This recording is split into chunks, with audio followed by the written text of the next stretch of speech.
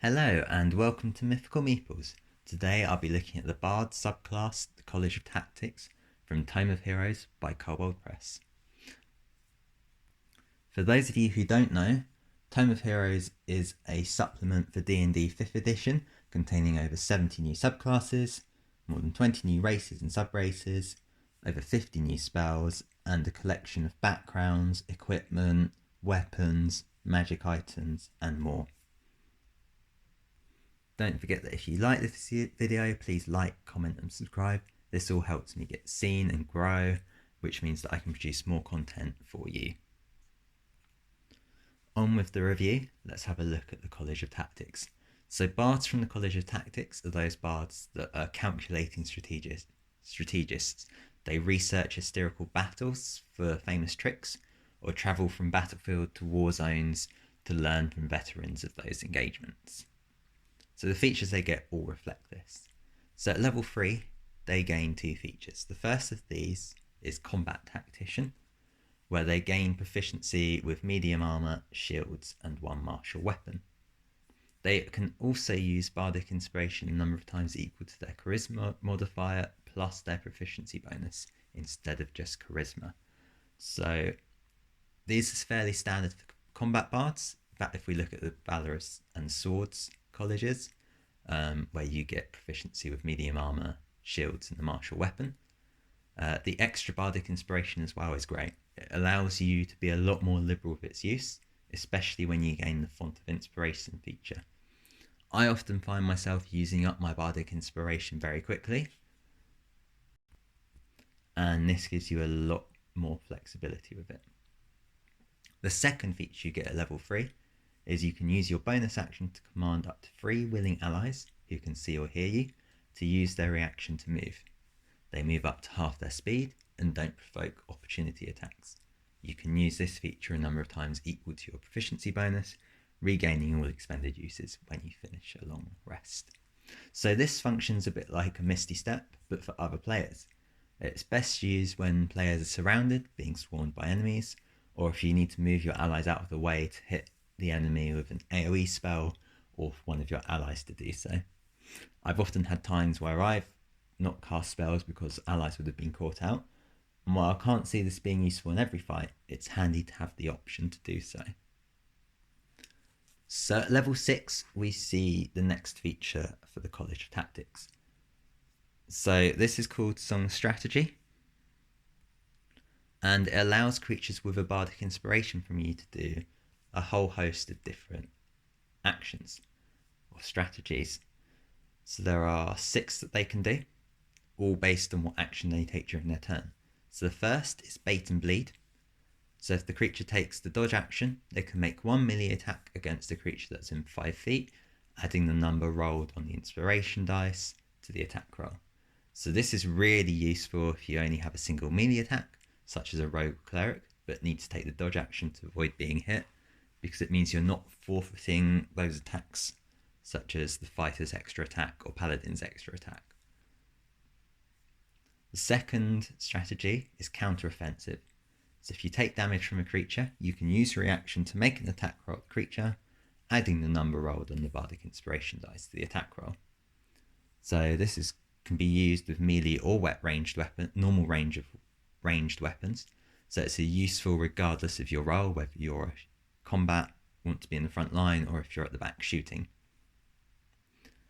It's great for players who don't make use of their reactions normally, or players that want to be hit in melee, such as warlocks with Armour of Agathis up, because it means that they're then getting more benefit from being hit.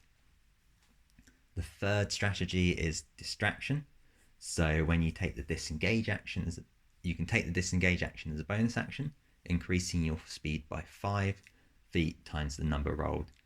It's ideal for getting out of a sticky situation, but it's also useful for getting players into favourable positions as they have increased their speed for the turn. So essentially allows players to make use of the rogue's cunning action feature, as they can take the disengage action as a bonus action. The fourth benefit is Frightening Charge. So if creatures take the dash action, they can make 1 melee attack at the end of their movement, adding the number rolled on the Bardic Inspiration dice to the attack. If the attack is critical, the target is also frightened at the start of the attacking creature's next turn. Again, this is really useful for marshals or creatures that only get one attack on their turn, like the aforementioned rogues and clerics. It means creatures don't have to forfeit all their attacks to gain movement, provided they end their turn within range of an enemy. So if you've got a paladin who can't reach their enemy without dashing, they still get to take an attack, or if your rogue wants to run up and hit someone, they still can. The fifth strategy is hold steady. So if you take the ready action and the trigger doesn't occur, you can make one weapon or spell attack roll after all other creatures have acted in the round, adding the number rolled on the Bardic Inspiration die. So this is really useful for not losing your go completely if you've had to take the ready action. And it doesn't cost your reaction. So if you go back round the round and the trigger occurs, you also get to use your reaction then. So it's one of the more niche options in my opinion, as it requires you to take the ready action, but if you've had to do so, it's really handy. The sixth strategy is indirect approach. So if you take the help action to aid a friendly creature in attacking a creature within 5 feet of you, the friendly creature can add the number rolled on the Bardic Inspiration to their attack against the target. Also, each other friendly creature within 5 feet of you has advantage on their attack roll against the target.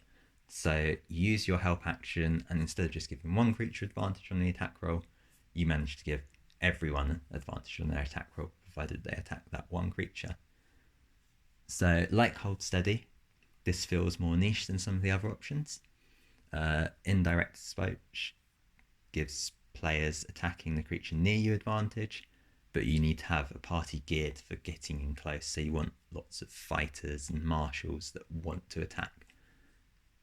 It's most useful if the player of Bardic Inspiration isn't likely to hit the creature by themselves or do little damage, or if they can give advantage to someone like a rogue who will benefit from advantage because sneak attack.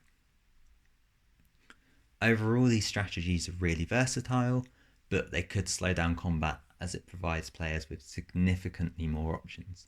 Gives you something extra to do with the dodge, disengage, dash, ready and help actions, as well as your reactions, which so would work incredibly well with classes like the monk and rogue who make use of those actions already. Combined with combat tactician, you have lots of Bardic Inspiration to spare, and this gives the other players options they wouldn't normally have. So the final feature of at level 14 is Ablative Inspiration. So when you take damage from a spell or effect that has an area effect, such as Fireball or Dragon's Breath, you can expend one Bardic Inspiration as a reaction, rolling the die and adding the number to your saving throw. If you succeed, each friendly creature within 10 feet of you also counts as succeeding. So this is great if you come up against a lot of AoE, especially in confined spaces. It's especially useful as well with a rogue or monk who have evasion because they'll reduce the damage again. Otherwise, I find the best defense against area of effect is still spreading out, which can have its own drawbacks. So this just gives you a few extra options should you be coming up against things like dragons. But I feel like this is probably one of the features that will get used less of this class. So overall thoughts, I like this class. The extra Bardic Inspiration feature seems to be one of the biggest benefits of this subclass in my opinion. I can often burn through all mine in one fight, leaving me with none for ability checks or future fights. The armor and shield upgrades are useful as well, as bards can sometimes struggle defensively, and you also have the option to gain proficiency with a different ranged weapon, such as a heavy crossbow or a longbow, should you wish. The Song of Strategy is also great, allowing for a lot more options in combat, but as I mentioned earlier, it could slow down combat. I'd suggest making a copy of what your Bardic Inspiration can do for each player, or one for the players to pass around to keep your combats flowing better.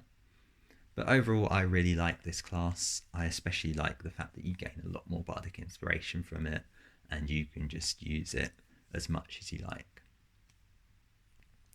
So I hope you like this video. If you do, please like, comment, subscribe. This all helps me be seen, helps me grow as a channel.